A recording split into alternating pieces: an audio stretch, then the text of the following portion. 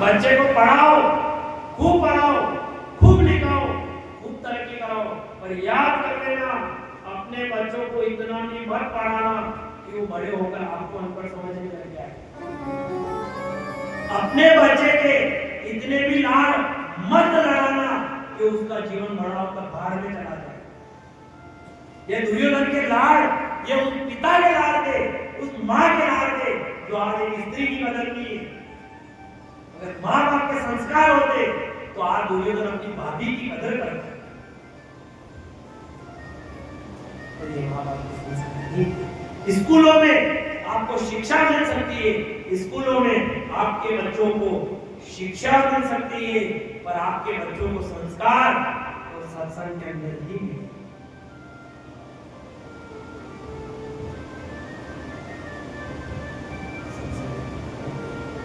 आधा और कहा जाता है प्रथम गुरु बच्चे की माँ होती है।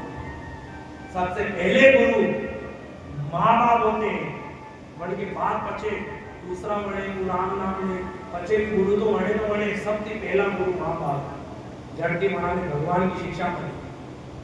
अब माँ बाप पे लकड़ को नहीं तो बेटा में क्या क्या बोल तो भगवान जाने, अपने शब्दों में ध्यान रखना चाहिए।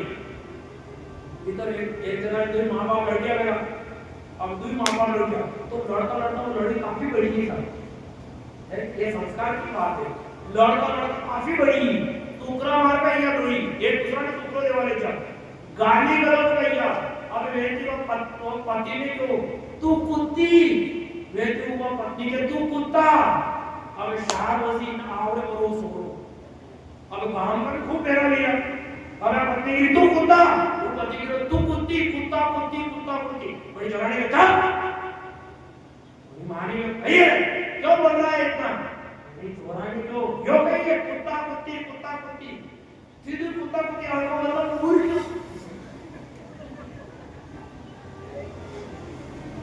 क्योंकि जैसा कर्म है वैसा धर्म।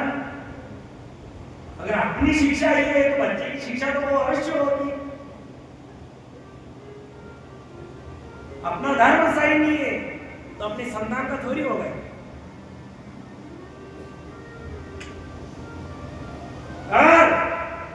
दृष्टराज आंखों से अंधा था फिर भी चल जाता। दृष्टराज आंखों से अंधा था कोई बात नहीं, पर वो कर्म से भी अंधा था। उसे पता था बहू की लाज आ रही है, वो नहीं देख सकता था और रोक तो सकता था कि मेरी सभा में किसी अबला स्त्री के साथ ऐसा नहीं होगा। ये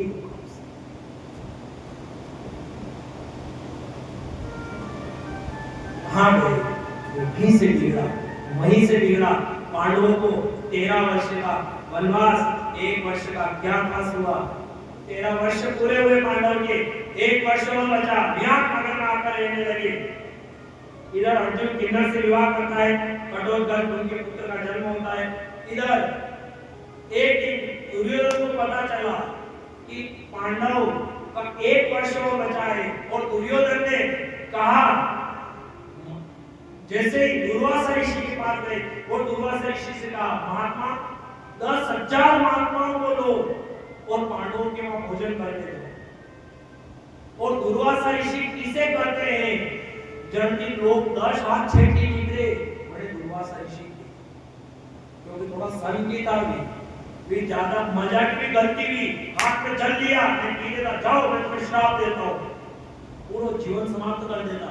अरे बोले दुर्वासा ऋषि की 10 हाथ छेटी निकलता। दुर्योधन ने कहा, महात्मा आप जाओ, साथ में 10,000 महात्माओं को ले जाओ और द्रौपदी के वहां भोजन करके।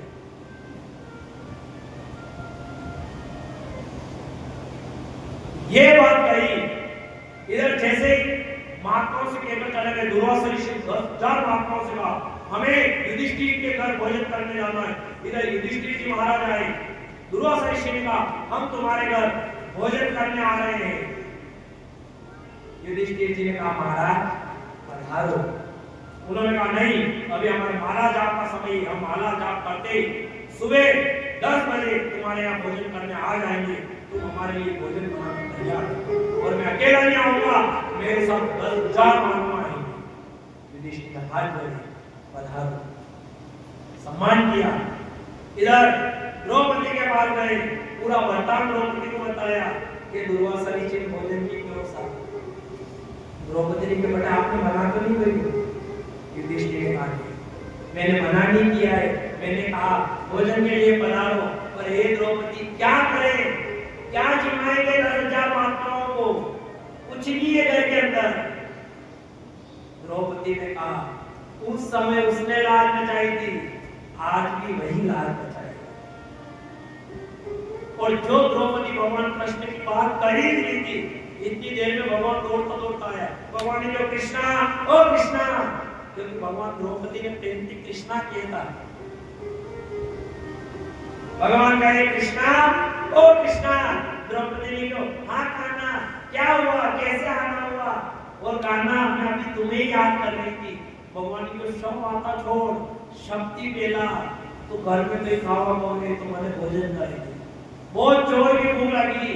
द्रौपदी ने क्यों कान्हा घर के अंदर कहीं नहीं है, तो भी भगवान ने जो किवाड़ खोले झोंपड़ी का, अंदर गया और एक भांडी पूरी पानी की भरी हुई और वही एक चावल को दाना हुई चूल्हा पे पड़ी, क्योंकि सब पांडव वही एक दाना ने डाली तो भांडी में पानी पी लेता तो वहां की तसल्ली हो जाती हमने भोजन कर लिया है। भगवान गए सुबह का टाइम 9:29 का महात्मा के आवा को टेम भी हो, भगवान ने चावल का दाना निकाला, जो खाया और भगवान ने कहा जो भगवान ने डकार ली, अब यहाँ भगवान ने डकार ली थी तो मोटे मोटे 10,000 महात्मा ने आपको सबका पेट चल गया। वी दुर्वासा ऋषि के भोजन करवा चाला, वी के मरी जावा अद्रौपदी खावागा तो ऊपर आई को खादो जोई।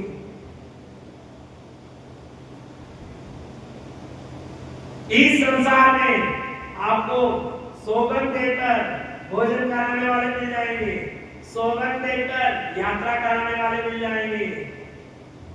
अच्छा भोजन भी कराएंगे, कोई बातें करके वहां क्या तो आज के लो सावण है तू ये मत करना मन तो जाएगी इधर के थान मारा होकर कि सावण आओ विके थान मारा होकर अपने देव सावण है सावण कायदे होकर तब सही नहीं करेंगे सावण का वो भी बीजा ये दी मारा हो थान मारा हो थान साथ में अपने देव बीजा का वो साथ में तो थान तो होकर काटा था सही ना करेंगे नीचा उन्हें मालूम परवाई साहब नहीं पावे लीला हो गया।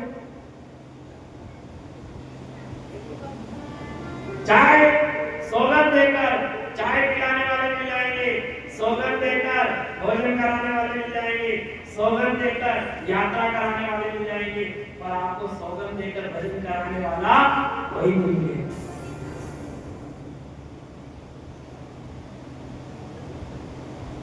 सब मुमकिन है इस संसार में, सब मुमकिन है, केवल भजन करना मुमकिन नहीं है। यहाँ पर कलयुग में पूड़ी बनाने वाले अनेक है, कलयुग में पूड़ी बनाने वाले अनेक है, पर कलयुग में बिगड़ी बनाने वाला कोई नहीं है। जब बिगड़ती है तब बिगड़ी एक ही बनाता है और मेरा द्वारिकाधीश है, जिसकी बिगड़ी बड़ी अच्छी बनाए खाना है। जो द्रौपदी की बिगड़ने में आई चावल का दाना खाया, भगवान ने कहा ओम सब तृप्त हो गए, एक ही पशु महात्मा को नहीं पूरी पृथ्वी तृप्त नहीं है। देखो कभी होगन देवता को भोजन लपड़ो कर दे, होगन नहीं ने अगर और तो शब में ढेर किधर की जा, पर भाग्य में पापला में किधर की तो आप तो होगन खाई जबरदस्ती खाए हो क्या की रात लगा लेगा बोलो जगाड़े के जगाड़े थाने के जगाड़े कहीं मैं कल लगा हवा हवा तो रात आपका कहीं तो आकी रात नहीं हुई ठीक है कोड़ो को कहीं भी है आप तो कम खाता है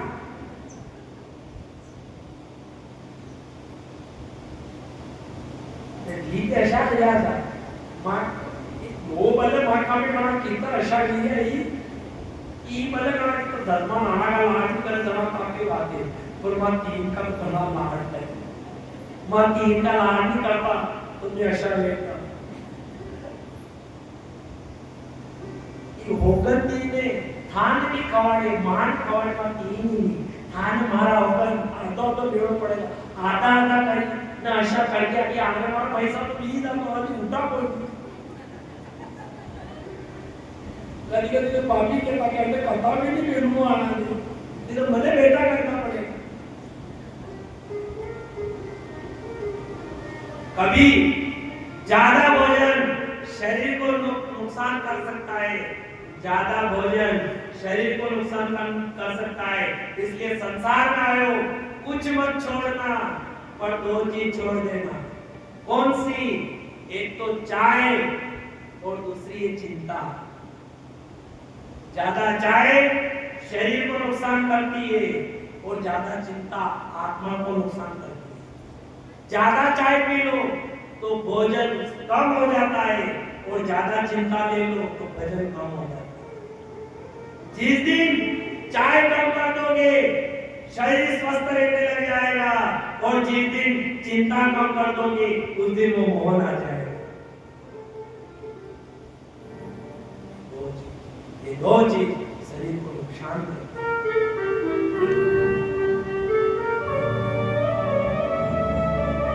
तभी तो भगवान घना घना शामला शेठ ने देखे एक नजर शामला शेठ पे देख लो कभी शामला जी जा एक बार शामला जी ना को काम दिया बोलो वे के लिए विजन एक नजर खाली एक दान आपकी जिंदगी में एक बार शामला जी दो मैं शामला शेठ को सब काम करती हूँ जब कोई कोई तो आपकी अमावस पूरी जिंदगी भी अमावस जाता रहता और घर को काम नहीं गई लफड़ों कही है ये तो लफड़ा वाली बात है बार बार अमावस में जावे न घर को काम नहीं वे तो कोई एक बार शामला जी घर को काम आखिर कारण कई है कारण वो कई कौन नहीं जो एक बार जो गोणी ने पक्की नजर की शामला शेठ ने देखी एक नजर ना की जो शामला शेठ ने देखा तो शामला शेठ की अंदर बिठाई दिया नहीं जो हर अमावस को शामला जी देखो ये तो शामला जी देखा नहीं ये बाणे निकलियो मैं उदी परिवार के देख उल्टा बना वाली रही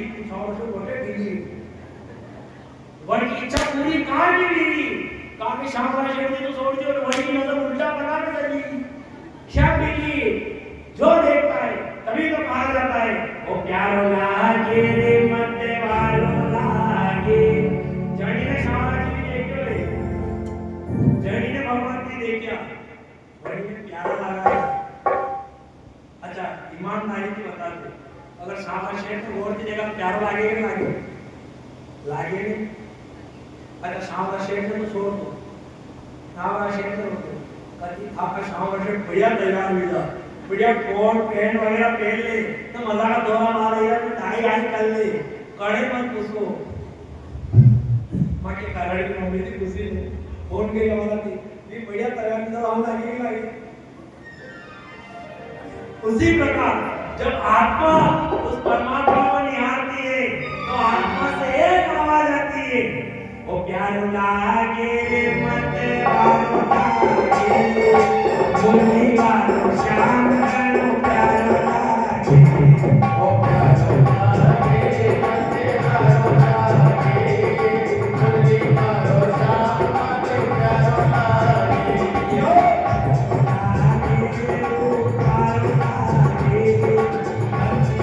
मुरली वालो श्याम करो प्यारो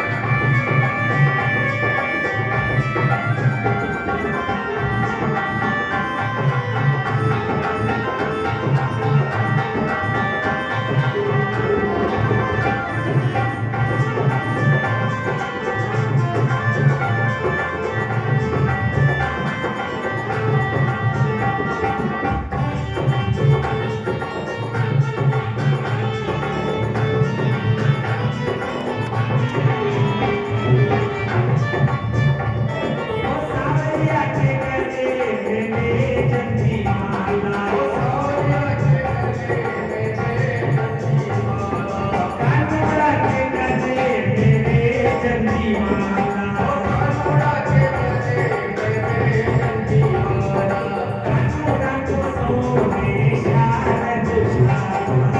प्यारो Oh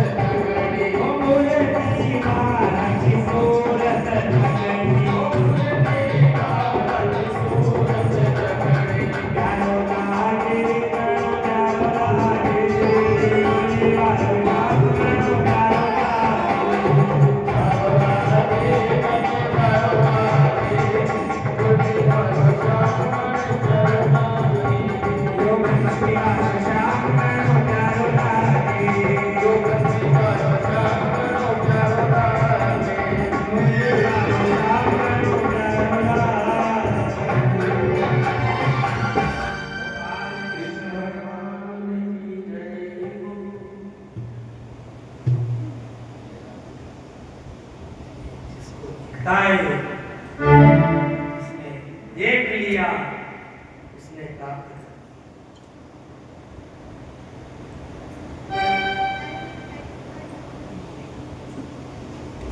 फिर लाल बचाई द्रौपदी ने जो आस करी और भगवान ने जो आए फिर लाल बचाई। इधर जैसे ही पांडवों का 1 वर्ष का अज्ञातवास समाप्त होता है, उनके राज्य में आने का समय हुआ। इधर राज्य में आने का समय हुआ तो विदुर जी ने दुर्योधन से कहा कि देख दुर्योधन, 1 चने की 2 दाल, 1 चने की 2 दाल, न्याय की बात है। तुम और पांडव दोनों भाई हो। पांडव बड़े भाई पिता की संतान थे, दोनों भाई थे धृतराष्ट्र और पांडु। तुम दोनों भाई की तुम दोनों भाई भाई हो। 1 चने की 2 दाल निश्चित है। जो राज्य है उस राज्य का आधा भाग पांडव का और आधा तुम्हारा। नीति की बात है। दुर्योधन से ये बात कही और दुर्योधन ने कहा जब तुम दासी पुत्र हो और दासी पुत्र होते हुए बार बार मुझे नीति सिखाते हो, कौन होते हो तुम मुझे नीति सिखाने वाले? जब बार बार दासी पुत्र कहा, विदुर जी ने कहा अरे तेरे राज्य में रहकर कौन ताने सुने। अपनी पत्नी सुलभा रानी से कहा चलो यहाँ से चलते हैं। वो धनुष बाण जो थे वह रख दिए और विदुर जी रात छोड़ सकते। उन्होंने कहा कौन बार बार ताने सुने। दासी पुत्र जब देखो सुबह उठो दासी पुत्र, सो दासी पुत्र, हे दासी पुत्र, हे दासी पुत्र, कौन ताने सुने। चले गए। इधर जो समय आया दुर्योधन ने कहा भगवान को निमंत्रण में बुलाओ, वो द्वारिकाधीश को निमंत्रण में बुलाऊंगा, भोजन कराऊंगा।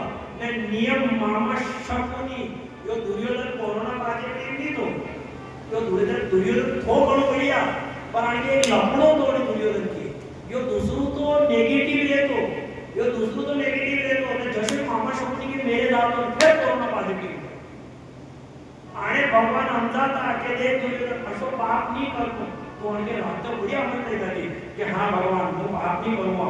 भगवान के ना आधो राज्य दीजिए होतो दुर्योधन के तो आधो राज्य पांडव।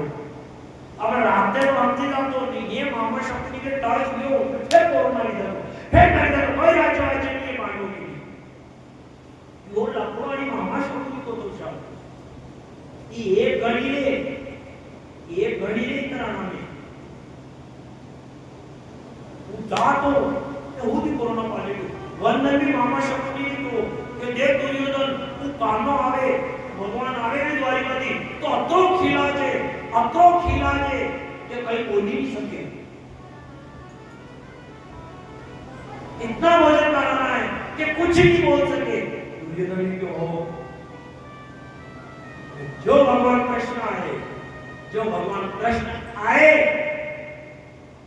पूरी सभा बनावे हस्तिनापुर की। कौन? द्वारिका के राजा कृष्णचंद्र आ रहे हैं, सब दर्शन करना है। पूरी सभा भरी हुई। इधर सुलभा रानी को पता चली कि वो कान्हा आ रहा है, भगवान आ रहे हैं। सुलभा रानी ने विदुर जी से कहा वो ना चलो नहीं हम भी भगवान के दर्शन कराए। भगवान विदुर जी ने कहा रानी मैं त्याग करके आया हूँ, मैंने त्याग किया है कि मैं जीते जी कभी दुर्योधन के राज्य में पैर नहीं रखूंगी। हम कैसे चले? इधर विदुर जी ने कहा रानी तुम व्याकुल मत हो। उन्होंने कहा मुझे कान्हा से मिलना है, मुझे मेरे कन्वा से मिलना है। विदुर जी ने कहा ओ रानी अब वो तुम्हारा कन्वा नहीं रहा, अब वो कन्वा द्वारिका का राजा कृष्णचंद्र महाराज बन गए। अब वो छोटा बच्चा नहीं रहा तो वो मुझे नहीं मिलेंगे। विदुर जी ने कहा उन्हें टाइम ही नहीं मिलता है, वो कैसे मिलेंगे? एक काम करना हे रानी तुम घर रहना, मैं जाऊं और दरवाजे के वहां खड़ा रहकर उस कान्हा की छवि निहार कर लाऊंगा और तुम्हें पूरी छवि का वर्णन कर दूंगा। ये बात विदुर जी ने कही। पूरी सभा भरी हुई हस्तिनापुर के दरवाजे के वहां विदुर जी उस दीवान को पकड़ कर खड़े हैं। पूरी सभा भगवान को देख रही है, पर भगवान की नजर सिर्फ विदुर जी में टिकी। गरीब का कौन? गरीब का भगवान होता है। गरज, आदमी की गरज और आदमी का कारज अक्सर गरीब को मार देते हैं। सैनिक बॉर्डर पर गोली खाकर मर रहे हैं, सैनिक बॉर्डर पर गोली खाकर मर रहे हैं और किसान खेत की फसल लेकर सल्पास की गोली खाकर मर रहे हैं। कौन रक्षा करेगा?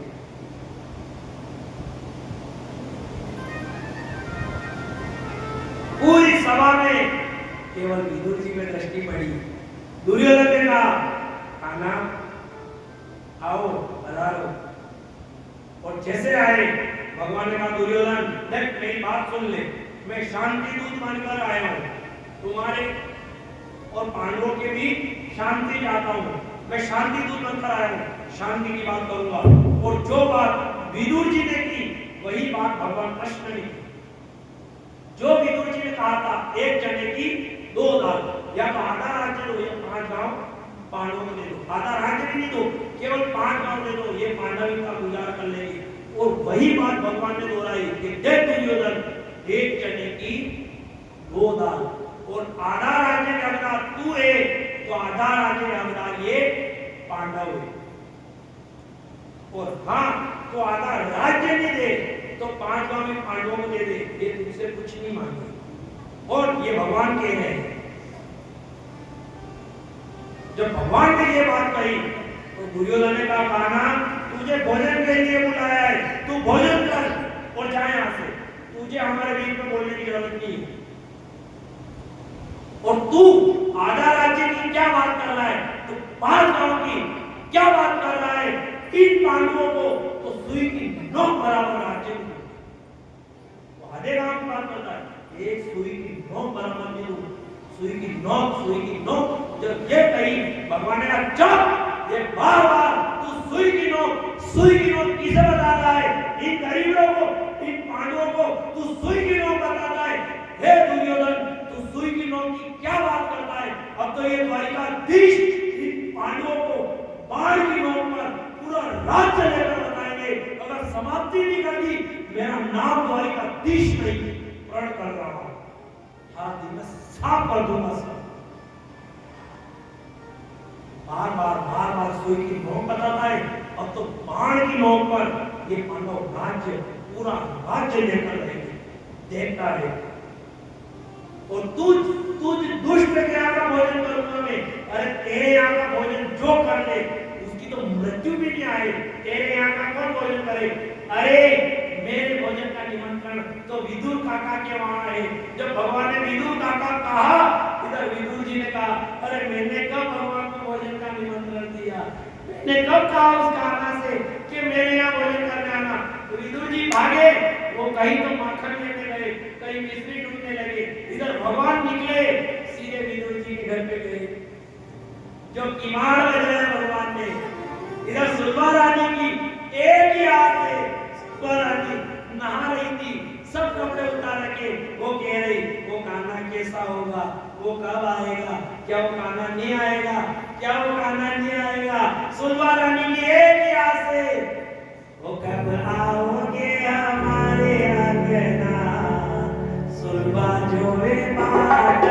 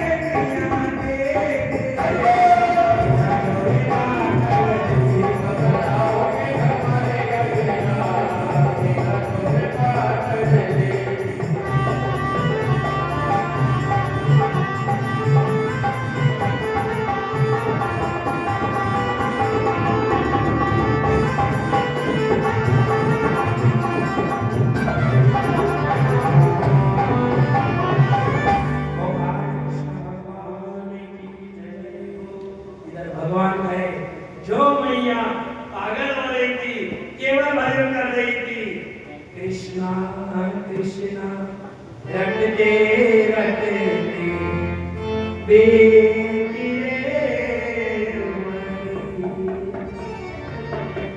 जो सुनता मैया भजन कर रही बोले बोले अंगन में कब आओगे सुनवा की जवनिया कृष्णा कृष्णा रटते रटते बेटी जो मैया भजन कर रही इधर भगवान ने दरवाजा बजाया मैया ओ मैया दरवाजा खोलो सुनवा रानी ने कहा कौन हो भगवान कहने लगे मैं आपका कन्हवा हूँ मैं वो कन्हैया हूँ सुनवा रानी रोने लगी उसने कहा अरे अब वो कन्हैया नहीं आ सकता वो तो द्वारिका का राजा कृष्णचंद्र बन गया है भगवान ने कहा मैं वही द्वारिका का राजा कृष्णचंद्र हूँ पर हे भैया मैं तेरे लिए आज भी वही कन्हवा बनकर आया हूँ अंदर नहीं बुलाओगी और जैसे भैया ने ये सुना कपड़ों का ध्यान नहीं रहा कपड़े धारण नहीं किए माँ दौड़ के भी गई और जैसे ही दरवाजा खोला सुनवा रानी भगवान कृष्ण को देखते देखते माँ वही व्याकुल हो गई रोने लगी भगवान कृष्ण ने कहा मैया यही रोगी कि मुझे घर में भी ले चलो माँ अंदर ले गई भगवान कृष्ण ने कहा मैया सब बातें बाद में करेंगे सबसे पहले तो मुझे भूख लगी है मुझे भोजन कराओ वो अंदर गए अंदर जाकर देखा तो आंकड़े के पत्ते चूल्हे पर बन रहे थे भगवान आंकड़े के पत्तों को खाने लगे भैया ने कहा अरे लाला ये भोजन तेरे लिए नहीं ये तो हमारे लिए है तू तो इधर आ मैंने तेरे लिए कुछ केले संभाल कर रखे हैं तू तो ये फल खा खाना भैया को अपने कपड़ों की सुध नहीं है दोनों बैठ गए भैया कह रही लाला बड़े दिनों बाद मिलना है अबे वार्ता में मगन की सुनवा रानी के केला को छीलियो केलो और वो घर तो अगले फेंकी दे जो छील को भगवान ने खिलावा लाए जो खिलाए इधर मैया ने क्यों कहा कैसा लगा भोजन भगवान कृष्ण ने जो ये तो स्वाद आया तो शबरी मैया के हाथ की ये तो शबरी मैया के बेर को स्वाद आयो ने के स्वाद आया सुनवा मैया के हाथ की भोजन आज तक नहीं बनी भगवान कृष्ण सब जीत गए भगवान राम सब जीत गए ये जतरा भी लगी कपड़ा था ये लक्ष्मण जी का था ये लक्ष्मण जी ने नहीं कहा लक्ष्मण जी ने क्यों राम ने जैसे बेर माँ शबरी मैया ने बेर चाटियो ने राम जी दी तो राम ने बोले लक्ष्मण तू भी कही लक्ष्मण जी को वाक्य में राधा को कही पीछे भगवान तो कही के कही हाथ पड़ गया इतना कही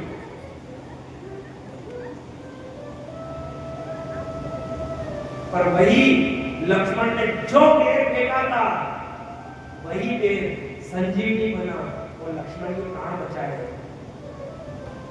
किसने एक भगत के झूठे बेर ने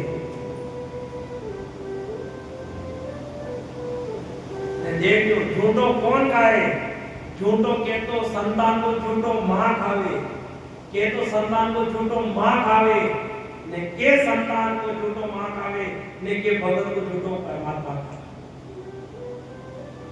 कति कार असोगे जति मान का અને કતિ કાર ને કશો જો તું થોડો ટગ્યા કર્યો હે કઈ વાત પર ટગ્યા કર્યો હે તો માને ની લાગી તો એને દો વળગે મલપા भी કરી તે ફેર વળગે મેરે દેવાડી તો બળિયા રોટી મસાલા મસી કરી નોડી આગે કટોરી આપી લે એના ભજન કર ले પછી કાના જો દેવાનું પછી દેવાનું તું રોતો તો રે તો ગંગા जमुना ने सरस्वती तीन बड़ी कटोरी में बढ़िया मलाई दो सोनो तो मदर की मम्मी जी कहले तू खा और मम्मी के तू खाया कर बालपन की खाओ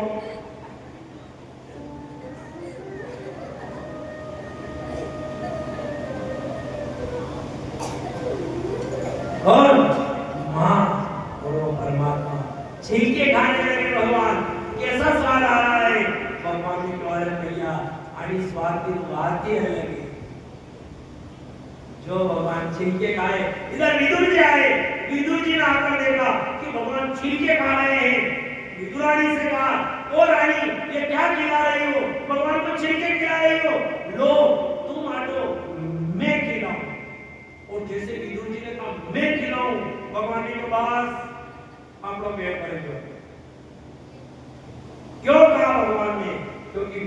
कहा मैं खिलाऊं, और मैं से भगवान दूर जाता है, मैं से भगवान पास नहीं आता। और तो के एक तो अपना जेवर सुन लेनो ने काले कोई आगे तो ही किए देनो, एक तो अपना जेवर ने एक अपना तेवर, ये दो घर मिली ना, ये दो बेरे कभी करता है अंदर नहीं ना, क्योंकि जेवर पहनकर जाने से चोर का खतरा हो जाता है।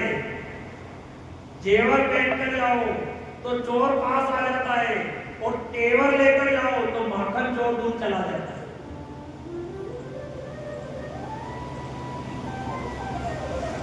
भगवान मैं कहा, भगवान ने कहा बस आपने भोजन नहीं करना ने मेहंदी कोई मेरे नहीं आवे था ने टुकड़ो भी 3 जना ने दे काने, एक तो माँ मम्मी तू कटे जाएगी बोल देखे दे, एक तो माँ ने टुकड़ो दे, एक भगवान ने टुकड़ो दे। हे हनुमान डोकरा तू है तो हनुमान का कहते कपड़ी थोड़ी है ये तो हमारी बड़ा है कि कायदा तुम्हें बोलो आप हो हे शामरा शेठ तू है ने कौन ने दे कणे रोटी को कबूली में डाला तो इधर पोजड़ी वाला बोले देखे देखा मणि को मैंने दिन की लो मैं कोई क्या जा रहे तारा निकल कराई देखू धन में कौन कहाँ जा रहे हैं रोटी मैं करने से कुत्ता पास में आता है, तो मैं करने से वो कृष्ण कैसे पास आए?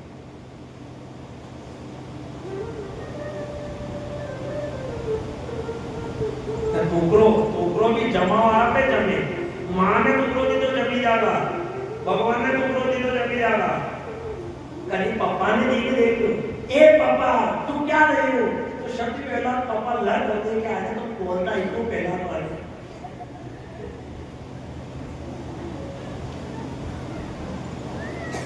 कौन जो सहन कर सकता है, जो जीवन की नैया को पार लगा सकता है, वही सुन सकता है। और खतरा बचपन में नहीं है, खतरा बुढ़ापे में नहीं है, जितना भी खतरा है ये खतरा जवानी का खतरा। तभी तो कहा जाता है बचपन में माँ, जवानी में महात्मा और बुढ़ापे में परमात्मा। ना ये अमल में क्या है, ये बचपन में खतरा की अमल में अपार अमल में ना तो नदी के आड़ी किनारे खतरो है ने ना नदी के बोलो नदी के दो किनारे खतरो है, मतलब पानी खतरो है बहाव तेज होवे, ना तो नदी के इस किनारे का खतरा है, ना नदी के इस किनारे का खतरा है। जो जतरो भी लपड़ो पड़े जो बीच में जाइए पड़े ने जड़े पार करी हुई जावे बड़े माला में जतरा भी पग तो का शब्द कटे तो का बीच में तो का नहीं जतरा भी तो का वे ये भी बीच के जवानी में ज्यादा तो का जतरा की दादागिरी करे ये सब जवानी में करे।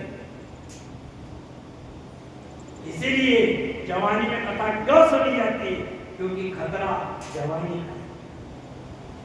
आज बिगड़ जवान रहे, धर्म घट रहा है, ये अंधी जवानी की कोई किसी का नहीं है। मतलबी है ये दुनिया और कौन किसका होता है, धोखा वही देता है जो अपना खास होता है, धोखा वही देता है जो अपना खास होता है। जड़ पे ज्यादा भरोसा करोगा धोखो पूछ दे।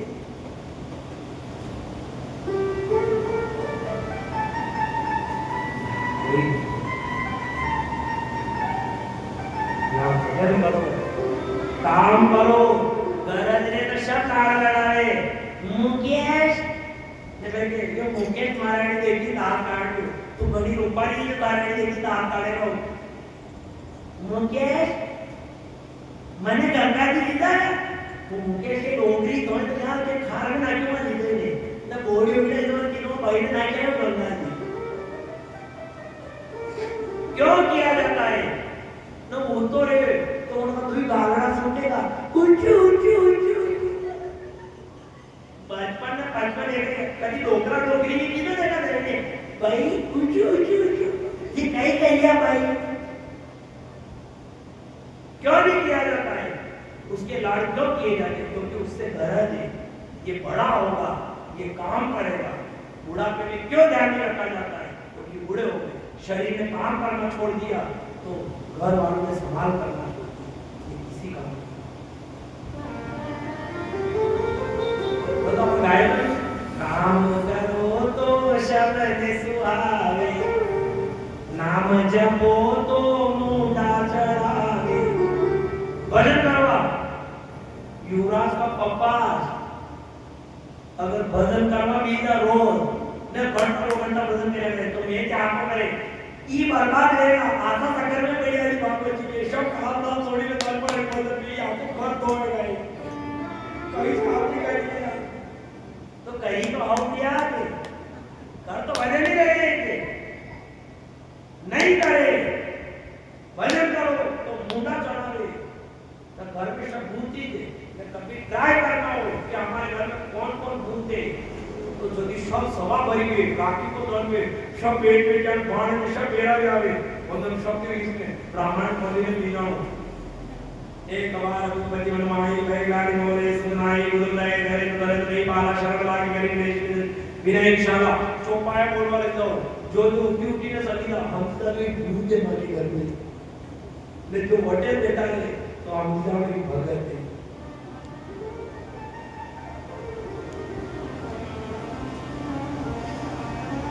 या काम करो तो सबने सुधारे।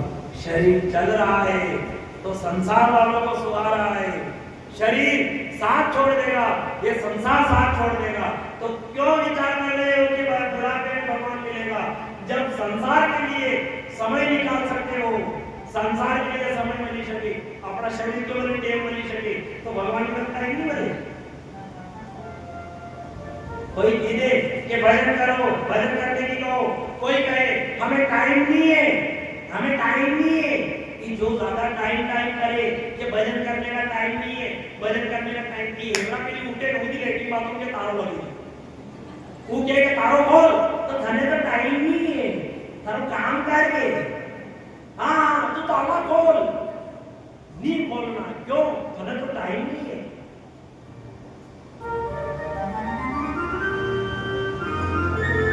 भजन करने का टाइम नहीं है, अपने शरीर के लिए टाइम है, परिवार के लिए टाइम है, घर परिवार सबके लिए टाइम है, केवल भगवान के लिए। उन्होंने कहा मैं कहता हूं भगवान ने कहा अपनी पूर्ति की अभी अपने भोजन नहीं करते। इधर महादर्शन देकर भगवान जाते हैं। एक दिन युद्ध जैसे युद्ध का ऐलान हुआ कि उस दिन युद्ध है, भगवान कृष्ण सोए हुए थे। अर्जुन आया भगवान के चरणों की तरफ आकर बैठा, दुर्योधन आया भगवान के माता रानी को, भगवान सो रहे थे। जैसे भगवान की नींद बोली इधर भगवान ने कहा अर्जुन मांगो, क्या मांगते हो? दुर्योधन ने कहा पहले मैं आया हूं ना, मैं प्रधानमंत्री हूं। वन टाइम दुर्योधन को बोलो प्रधानमंत्री हो, दुर्योधन ने कहा मैं प्रधानमंत्री हूं, पहले मैं मांगूंगा। भगवान ने कहा प्रधानमंत्री होगा तो तेरे घर का होगा, जो मेरी दृष्टि जिस पर पहले पड़ी वो मांगेगा, और मेरी दृष्टि अर्जुन पे पड़ी पहले अर्जुन मांगेगा। और मेरी बात सुन ले दुर्योधन, एक तरफ मैं रहूंगा, एक तरफ मेरी 11 छोटी सेना रहेगी, मेरी सेना युद्ध करेगी, मैं युद्ध नहीं करूंगा।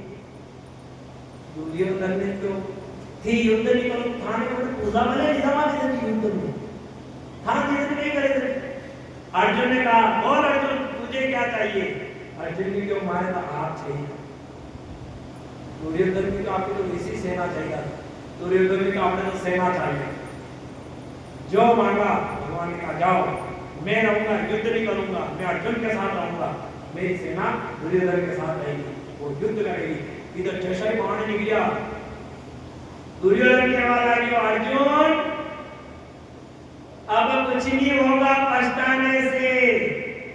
माखन माखन में ले गया, रह गई तेरे पास छाछ की छाछ। इतनी देर में अर्जुन कहने लगा माखन को मैं क्या करूं?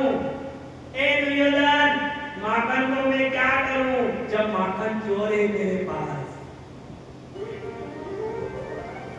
जो कहा गए भीष्म पितामह ने क्यों दुर्योधन मांग के आ गया? हाँ पितामह ने मांग के आ गया। क्या मांग कर आया? दुर्योधन ने कहा भगवान को एक तरफ तो उनकी सेना रहेगा जो युद्ध करेगा, ने एक तरफ भगवान रहेगा जो युद्ध नहीं करेगा। तो तूने क्या मांगा? मन तो क्योंकि मनाने जाएंगे कहीं करे युद्ध नहीं करे, मन तो सेना मांगी। भीष्म पितामह ने तो थोड़ा पहुंचा तो भी बचेगा, तू तो मरेगा। फिर भी दया आई। भीष्म पितामह ने कहा भानुमति से कहा, दुर्योधन की पत्नी थी भानुमति ने, भानुमति थोड़ी धार्मिक स्वभाव की थी, थोड़ी पूजा पाठ भी करती। भीष्म पितामह ने भानुमति जी को देख भानुमति मैं सुबह पूजा पाठ करूं तो तू मेरे चरणों को छू लेना तो मारो जतो भी पुण्य उत्सव मन करे दूंगा। तभी तो ब्राह्मण के चरण क्यों छुए जाते हैं? क्योंकि जितनी भी वो माला करता है वो पूजा करता है, जो उनके चरण छूता है सब पुण्य वो प्रदान करते हैं। जो चरण छुए सब पुण्य वो ले ले, तभी तो चरण छुए जाते हैं। भीष्म पितामह को देख सुबह पहले पूजा पाठ करूंगा तो आईने हमारा चरण छू ली। कब? 5 बजे, क्योंकि 4 बजे को उठ जाता पूजा पाठ माला करवा दिया। भानुमति जी को तो आईने हमारा चरण छू लीजिए, जो तुम्हारे सदा सौभाग्यवती आगे आशीर्वाद हुआ तो इस सब मरी जाएगा और ये दुर्योधन तो वंची जाएगा। खतरा में रहता करता एक तो बचेगा। भानुमति ने क्यों अब यह बात भगवान कृष्ण ने बोली, भगवान कृष्ण ने सुनी और भगवान कृष्ण ने द्रौपदी देवी को सुबह पहले 5 बजे सब काम छोड़ी मैं सबसे पहले भीष्म पितामह के चरणों में धोख दी। इधर अर्जुन ने कोई नहीं बचे, भीष्म पितामह की प्रतिज्ञा है अर्जुन को मारूंगा तो अब चरण छू ही लीजिए। अब यह बात द्रौपदी थी क्यों ने कहा जाए भगवान भक्त के लिए क्या नहीं करे? अरे भगवान भक्त के लिए सब कुछ कर सकता है। भगवान प्रबल देव के पाले पढ़कर प्रभु को नियम बदलते देखा, अपना मान तले कर जाए भक्त का मान तलते न देखा। और जब महाभारत के अंदर लिखा हुआ है, भागवत के अंदर लिखा हुआ है, जब द्रौपदी भगवान के कहने पर भीष्म पितामह के चरण छूने गई तब द्रौपदी चप्पल पहन कर गई और जब चप्पल की आवाज आई तो भगवान ने कहा चप्पल उतार दे, तो भीष्म पितामह समाधि टूट जाएगी। और भगवान ने द्रौपदी की चप्पल उठाई थी साथ। कोई कहते क्या नहीं करे, भगवान कहता है मेरा भक्त मेरी राह पर चलकर तो देखे, मैं उसके जूते तक उठाने के लिए तैयार हूं। और जैसे द्रौपदी गई चरण को छुआ, भीष्म पितामह ने कहा सौभाग्यवती भव, आशीर्वाद दे दी द्रौपदी तो प्रबल। अब वो रमन हुई जतरी भी माला पूछने तो सब द्रौपदी लेगी। का भानुमति बड़ा घराना की बेटी न बड़ा घराना की लाड़ी, बड़ी घराना दे दे। अब आशा 11 बजे तैयार ही नहीं, बढ़िया तैयार ही नहीं ने भीष्म पितामह दो दिन की आशीर्वाद दो नहीं। भीष्म पितामह कैसा आशीर्वाद खाने से क्यों तो मैंने तो 5 बजे की क्यों तो ये हमारी नींद ही खुली, मैंने तैयार लेवाने थोड़ा सा टेम लेती हूँ।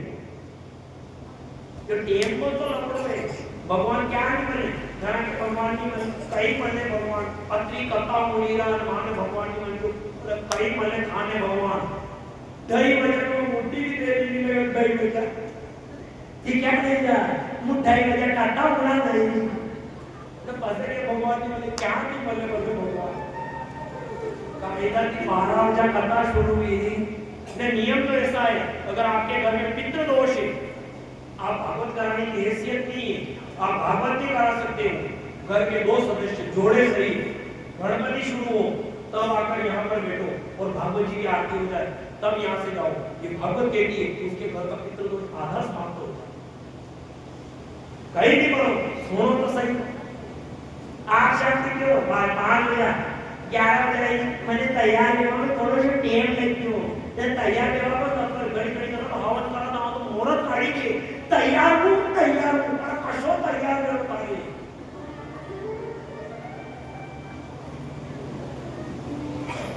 भीष्म पितामह ने कहा, अरे वो तो मूर्ख था तो था, तू भी साथ मूर्ख हुई।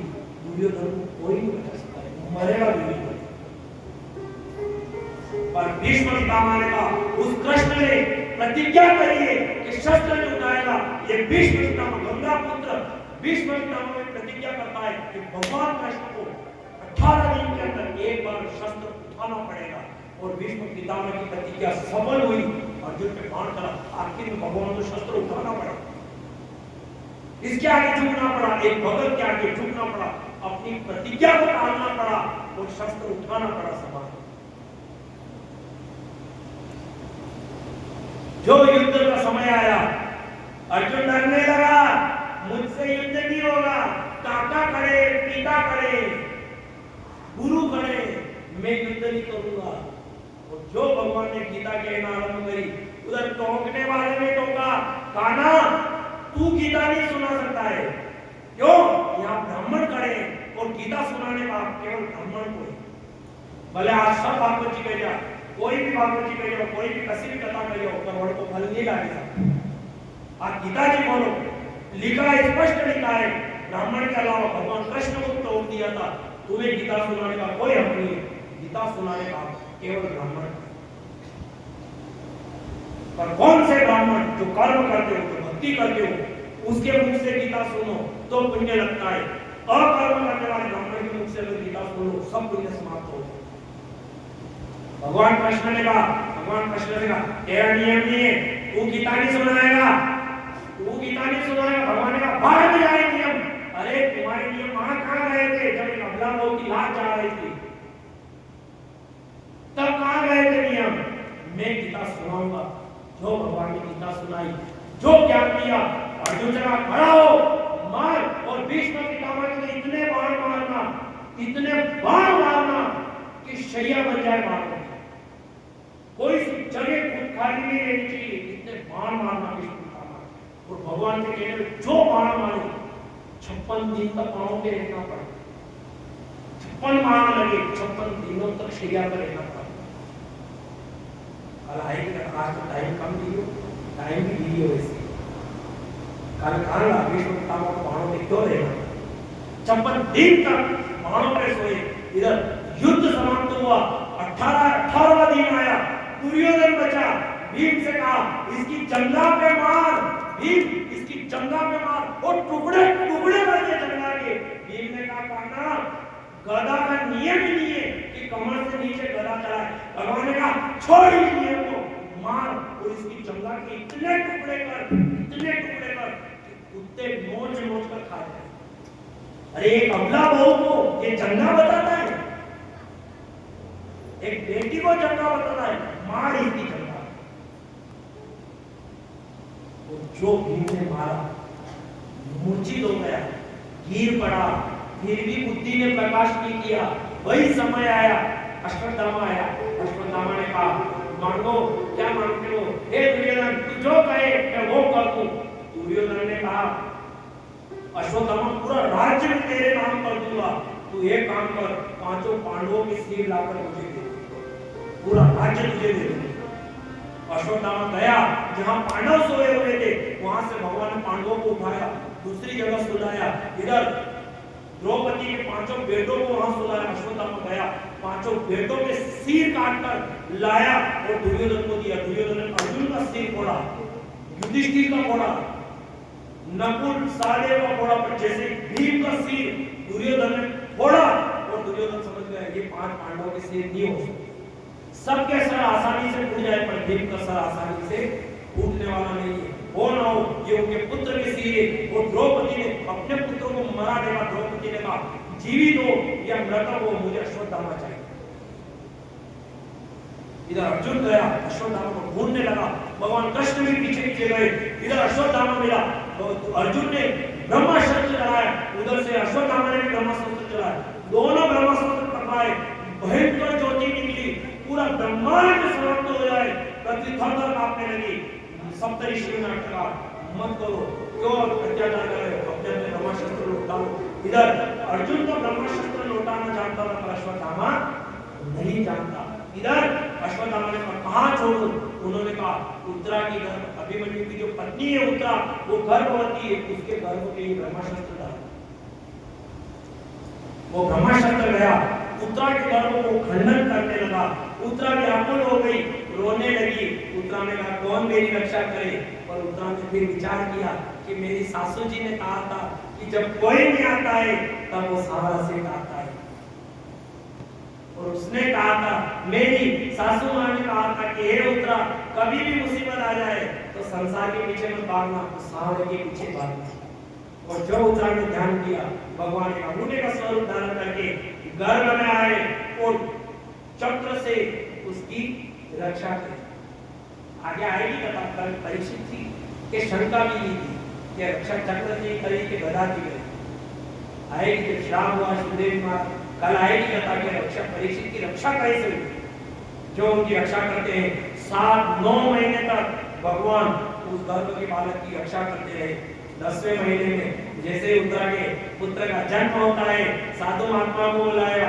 उन्होंने कहा ये अश्वमेध यज्ञ करेगा, अनेक ब्राह्मणों की सेवा करेगा। जिसकी गर्भ में जिस पुरुष ने इसकी रक्षा की, पूरी जिंदगी से उसकी प्रतीक्षा रहेगी, इसलिए इसका नाम परीक्षित है। परीक्षित जी महाराज का जन्म होता है। इधर धीरे धीरे परीक्षित महाराज बड़े होने लगे, ब्राह्मणों की कई बातों पर चलने लगे, बड़े हो गए परीक्षित जी महाराज। इधर एक भगवान अपने लोग को चले गए, तभी अर्जुन गया और भगवान की रानियों को लेकर आने लगा। वो रानियों को लेकर आए, तभी अर्जुन को अहंकार हो गया था, मेरी वजह से युद्ध जीता है। तभी वही भगवान भील बनकर आए और उन्हीं भगवान की रानियों को भगवान ने बताया। तभी तो कहा जाता है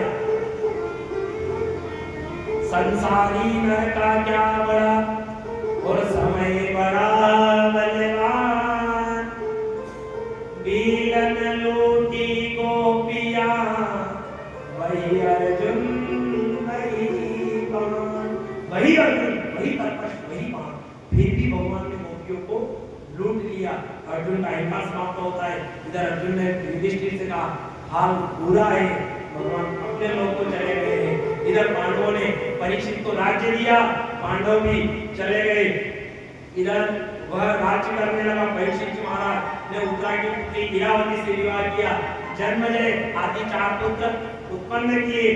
एक दिन परीक्षित जी महाराज वन में गए, वहां जाकर देखा एक शूद्र पुरुष एक बेल को मारता हुआ जा रहा है। 3 पेड़ तो उसके तोड़ दिए, एक पेड़ से वो घसीटता जा रहा है। उस बेल से कहा तुम कौन हो और ये तुम्हें मार रहा है, ये कौन है? तभी वो बेल कहने लगा मैं धर्म हूं और मेरे तप, सोच और दया। इसने मेरे 3 पेड़ तो तोड़ दिए, क्या करूं? इस संसार में आया हूं और ऐसे युग में मैंने जन्म लिया है जहां मेरा तप भी खत्म हो गया, दया भी खत्म हो गई और सोच भी खत्म हो गई। ने कलयुग में 3 चीज नहीं है, ना तो दया है कलयुग में। बोलो कहने दया है कलयुग पर? ना तो दया है, ना कोई तप कर सकता है और ना कोई किसी के बारे में सोच सकता है। केवल एक पेड़ बचा धर्म का, कौन सा? सत्य। और कलयुग अभी भी सत्य पे टिका हुआ। तभी परीक्षित जी महाराज समझ गए, हो ना हो तुम धर्म हो, ये कलयुग है। तुमने इसका नाम इसलिए नहीं लिया क्योंकि कलयुग का नाम लेने से तुम्हारा धर्म समाप्त होगा, तुम्हारा पुण्य क्षीण होगा, इसलिए तुमने कलयुग का नाम ले लिया है। तभी परीक्षित जी महाराज ने कहा मूर्ख, तो भगवान क्या चले गए? तुम मेरे होते हुए बेचारे जानवरों पे अत्याचार करता है, मैं तुझे समाप्त कर दूंगा। और जैसे मारने की कहा, कलयुग चरणों में आ गया, त्राही मां रक्षा करो, मुझे क्यों मारना चाहते हो? परीक्षित जी महाराज ने कहा चला जा मेरा राज्य छोड़कर। कलयुग ने कहा ना, ऐसा कौन सा स्थान है जहां आपका राज्य नहीं हो? परीक्षित जी महाराज ने कहा मैं तुझे 3 स्थान देता हूँ, 4 स्थान देता हूँ। एक तो जहां जुआ खेला जाता हो, वेश्या के घर, जहां मदिरा पान किया जाता हो, वो जहां कर। ये 4 स्थान मैंने तुझे दिए। भगवान कलयुग ने कहा ना, ये 4 स्थान कम पड़े, एक और दो। परीक्षित जी महाराज ने कहा जा 5वां स्थान में तुझे सोने के अंदर दे। और सोना अपनी मेहनत का हो वही सक्सेस करता है, अगर चोरी का सोना है पूरा वंश खत्म कर देता है। नहीं हो, इसी भागवत में लिखा है। परीक्षित महाराज ने सोने के अंदर स्थान दिया, अपने बेटे को छोटा समझा। एक दिन परीक्षित जी महाराज जरासंध का मुकुट धारण किया। कौन? जरासंध अत्याचारी था, उसका मुकुट धारण किया तो वही कलयुग जरासंध के मुकुट के अंदर बैठ गया और उन्हीं परीक्षित जी महाराज की बुद्धि भ्रष्ट कर वह गए आगे खेलने, जंगल में गए, वहां देखा मारने लगे सबको, जीव जंतु शिकार करके आए। एक महात्मा से जाकर कहा, महात्मा मुझे प्यास लगी है, पानी पिलाओ। महात्मा अपनी पूजा में लीन थे, नहीं सुना महात्मा ने। राजा को क्रोध आया, बार बार कहा, नहीं सुनी। राजा को क्रोध आया, अपना बाण लेकर गया। जैसे बाण लेकर मरा हुआ सर्प पड़ा हुआ था, वो मरा हुआ सर्प लेकर आया और महात्मा के गले में डाल दिया। सांप महात्मा के गले में डाला। इधर राजा तो चला गया, शमी ऋषि के दूतों सिपाहियों ने जाकर, जैसे उस सेवकों ने जाकर उसके बालक से कहा, हे शमी ऋषि बेटा, कोई राजा तेरे पिता के गले में मरा हुआ सर्प डाल गया है। ये बात शमी ऋषि ने सुनी, क्रोध से लाल हो गए। शमी ऋषि थर-थर कांपने लगा, जैसे कोशिकी नदी का जल लिया और कहा, ये परमात्मा के चरण क्या पृथ्वी से उठे, ये राजा अत्याचार करने लगे। मैं शमी ऋषि पुत्र शमी ऋषि इस कोशिकी नदी को साक्षी मानकर उस राजा को श्राप देता हूँ जिसने मेरे पिता के गले में मरा हुआ सर्प डाला है। आज से 7वें दिन उसे तक्षक नाक कसेगा। जो जल छोड़ा, मानो जल पृथ्वी पर गिरे, पृथ्वी विदीर्ण हो जाए, उस श्राप के शरीर डाल। और जैसे ही अपने पिता को आकर देखा, वो बेटा रोने लगा। पिता ने कहा, क्यों रो रहे हो? तो बेटे ने कहा, पिताजी आप चिंता मत करो, मैंने उस राजा को दंड दे दिया। कोई राजा आपके गले में मरा हुआ सर्प डाल गया है। शमी ऋषि ने कहा, क्या दंड दिया? उसने कहा, मैंने कहा आज से 7वें दिन तक्षक नाक डसेगा। शमी ऋषि ने कहा, अरे अज्ञ, तूने ये क्या किया? वो राजा श्राप देने योग्य नहीं था। अरे वो तो धर्मात्मा राजा था, वो तो महात्माओं की सेवा करता, अश्वमेध यज्ञ करने वाला राजा था। तूने ऐसा श्राप क्यों दे दिया? और तू सांप की कहता है? अरे मेरे गले में ये सांप नहीं था, पहले तो ये देह थी, पहले तो देह थी, और जब से गले में सांप आया तब से ये देह महादेव बन गई। श्राप क्यों दिया? कभी गौरव नाम के दूत भेजते हैं, जैसे ही अपने सेवक को भेजा, कहा जाओ राजा को श्राप लगाए, कोई उपाय कर ले। उसने राजा से कहा, हे राजन, तुम्हें 7वें दिन तक्षक नाक डसेगा। वो श्राप आया, श्राप ने राजा से कहा, मुझे अंगीकार करो। राजा ने श्राप को अंगीकार किया। आधी धोती ओढ़ी, आधी धोती पहनी, वो काली क्यों तो नहीं। सबने कहा रुक जाओ। राजा ने कहा, हमारा क्या होगा? बेटे ने कहा, मेरा क्या होगा? पत्नी ने कहा, मेरा क्या होगा? राजा ने कहा, तुम्हारा तो होगा जो होगा, और 7वें दिन मेरा क्या होगा? आधी धोती ओढ़ी, आधी धोती पहनी, चले गए गंगा तट पर। एक शिला पर जाकर बैठे, अनेक महात्मा आए, राजा को घेर कर बैठ गए। राजा रोने लगा। राजा ने कहा, मेरी रक्षा करो, क्योंकि डर था कि मैं मर जाऊंगा। राजा को डर था मैं मर जाऊंगा। राजा ने कहा, मेरी रक्षा करो, मेरी रक्षा करो। उन महात्माओं ने क्या हुआ? राजा ने कहा, महात्माओं ये बताओ, जिसकी मृत्यु निकट हो उसे क्या करना चाहिए? उन महात्मा ने कहा, राजन, हम इतना तो नहीं जानते कि जिसकी मृत्यु निकट हो उसे क्या करना चाहिए, पर हे राजन, हम इतना भले कर सकते कि जहां तक तुम्हारी मृत्यु नहीं आए वहां तक हम तुम्हारे पास बैठकर भजन कर सकते। और इतनी सी बात कर ही रहे थे, तभी पूर्व की ओर से सुंदर चेहरे से, मानो इतना तेज है, साक्षात कृष्ण भगवान चले आ रहे हो। साथ में कान में भागवत की पोथी दबाए 16 उम्र से सुखदेव जी महाराज पूर्व दिशा की ओर से चले आ रहे हैं। राजा घबरा रहा है। जैसे राजा दौड़ता गया, भगवान सुखदेव जी महाराज के चरणों को छुआ। सुखदेव जी महाराज, राजा रो रहा है, सुखदेव जी महाराज हंस रहे हैं। मानो जिसके बाप के बाप का उद्धार भगवान कृष्ण ने किया था, आज उसके बेटे का उद्धार करने के लिए कृष्ण कथा चली आ रही है। इधर सुखदेव जी महाराज मंत्र सुना रहे हैं। परीक्षित जी महाराज रो रहा है। सुखदेव जी महाराज ने जैसे परीक्षित के सर पर हाथ रखा, परीक्षित से कहा, राजन क्यों घबरा रहे हो, क्यों रो रहे हो? परीक्षित जी महाराज ने एक ही प्रश्न किया, हे गुरुदेव, जिसकी मृत्यु निकट हो उसे क्या करना चाहिए? सुखदेव जी महाराज ने कहा, राजन जिसकी मृत्यु निकट हो उसे क्या करना चाहिए? ये वरदान हम कल कहेंगे। आज की जो कथा को हमने चौहान परिवार के पितृ देवताओं के चरणों में अर्पित करते हुए, बालाजी महाराज के चरणों में अर्पित करते हुए मैं अपनी वाणी को विराम देता हूँ। असुतम केशवम राम नारायण, असुतम केशवम राम नारायण, राम नारायण गोविंदा